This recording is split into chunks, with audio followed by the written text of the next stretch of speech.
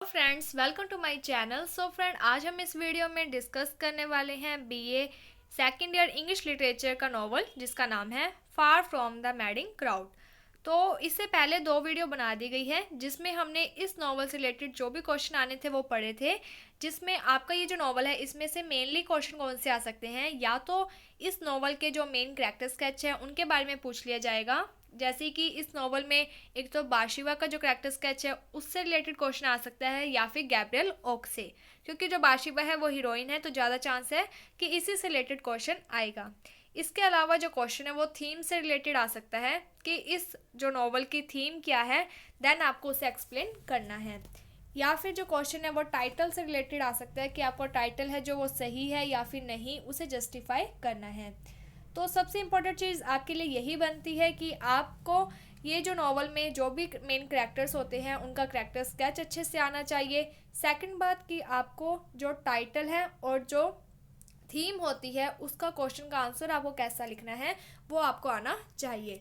तो उसके लिए आपको क्या करना है कि सबसे पहले अगर पूछा जाता है थीम, तो आपको थीम से रिलेटेड 3 या 4 लाइंस मेनली लिखनी होती है। इसके बाद क्या है कि आप पूरी समरी लिख सकते हो। पूरी समरी आपके लिए एक वीडियो बना दी गई है जिसमें आप देख सकते हो। अगर आप चाहते हो कि समरी को और ज़्यादा बढ़ाया जाए, तब जब स्टार्टिंग होती है तब हम बताते हैं कि इसमें जो मेन हीरोइन है वो बाशिवा है, तो बाशिवा के बारे में आप थोड़ी बहुत बातें लिख सकते हो जो कि आपने कैरेक्टर स्केच में पढ़ी होती हैं। इसके साथ ही आपने गैब्रियल ओक का कैरेक्टर स्केच भी पढ़ा हुआ है। तो जब आप समरी लिखते हो तो वहाँ पर जैसे ही गैब्रियल ओक का नाम आता है तब आप वहाँ पर गैब्रियल ओक के बारे में भी बातें लिख सकते हो, क्योंकि आपने कैरेक्टर स्केच गैब्रियल ओक का भी पढ़ा हुआ होता है, जिससे क्या है कि आपका जो आंसर है वो लॉन्ग में हो जाएगा। एंड ऐसा नहीं है कि एग्जामिनर आपका पूरा आंसर पढ़ता है, ऐसा कुछ भी नहीं होता है। इसलिए आप अंदर कुछ भी लिख सकते हो उन दोनों से रिलेटेड, पर आपको जो समरी है वो अच्छे से आनी चाहिए, और उसके लिए एक वीडियो बना दी गई है।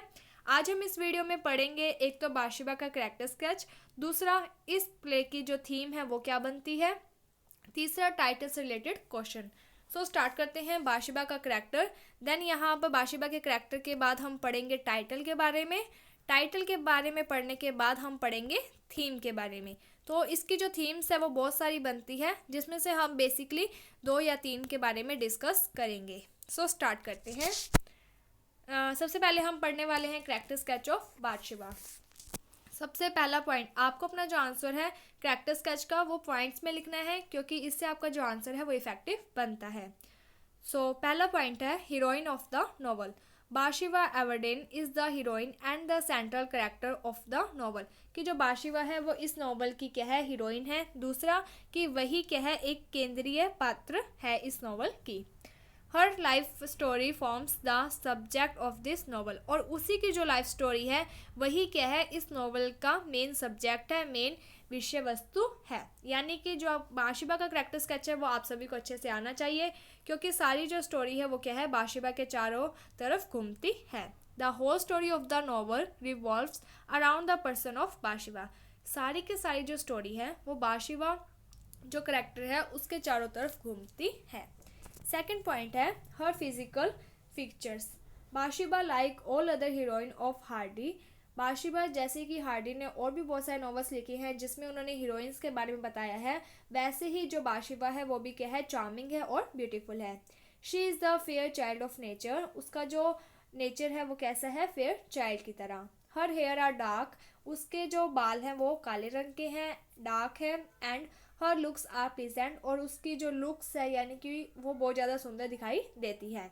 Oak, Boldwood and Troy are attract towards her charm. और ये जो तीनों होते हैं, ओक, बॉलीवुड और ट्रॉय, वो तीनों ही क्या है कि उसकी जो सुंदरता है उसकी तरफ आकर्षित हो जाते हैं। She is also proud for her charm and beauty. वो भी अपनी जो चार्म, अपनी जो ब्यूटी है उसके ऊपर बहुत ज़्यादा गर्व फील करती है। अगला पॉइंट है her vanity. Bathsheba is a proud girl. Bathsheba है जो वो एक प्राउड गर्ल है। Her vanity is hurt. उसकी जो वैनिटी है वो हर्ट हो जाती है व्हेन शी फाइंड दैट, जब उसे ये पता चलता है Bollywood is not attract towards her charm and beauty. जब उसे ये बात पता चलती है कि जो बॉलीवुड है वो उसकी यानी कि ब्यूटी और जो चार्म है उसके प्रति अट्रैक्ट नहीं है, तो उसकी जो वैनिटी है वो क्या है, हर्ट हो जाती है। ट्रॉय विंस हर। और जो ट्रॉय है वो उसे जीत लेता है बाय प्रेसिंग हर ब्यूटी।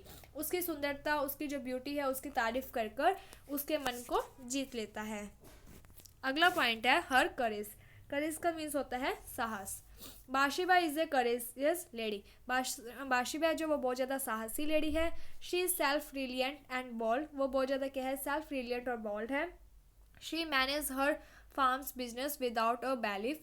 उसने अपना जो बिजनेस था वो भी खुद ही हैंडल किया था बिना किसी बैलिफ के। She goes to the market to sell her corn. वो खुद ही बाजार जाया करती थी अपने कॉर्न्स बेचने के लिए। She is an expert rider and a brave women. वो एक्सपर्ट थी राइडर में एंड इसके साथ ही वो एक ब्रेव बहादुर वुमेन थी। अगला पॉइंट है her changeful fickle character. The character of Bathsheba is fickle and changing. ये जो करेक्टर है बाशिबा का वो फिकल था और चेंजिंग था। She promise to Boldwood that. उसने बॉलीवुड से प्रॉमिस किया था she will try to love him, कि वो उससे प्यार करने की कोशिश करेगी। But she sees Troy's and fall in love with her. जब वो ट्रॉय को देखती है और जो ट्रॉय है वो उसके प्यार में यानी कि पड़ जाता है, शी मैरिज हिम, तब वो उससे शादी कर लेती है। On the news of the death of Troy. और जैसे ही उसे ट्रॉय की डेथ के बारे में पता चलता है, she agree to marry Boldwood. तब क्या है कि वो एग्री हो जाती है शादी करने के लिए बॉलीवुड से। आफ्टर 6 ईयर 6 सालों के बाद, at the end of the novel, और नॉवल के एंड में, she herself goes to Oak. वो खुद ही ओक के पास जाती है एंड प्रपोज फॉर मैरिज, और उससे शादी के लिए प्रपोज करती है। तो इस तरीके से क्या है कि सबसे पहले वो ट्रॉय से शादी, देन बॉलीवुड से, उसके बाद क्या होता है कि वो ओक से लास्ट में शादी करने के लिए खुद ही जाती है।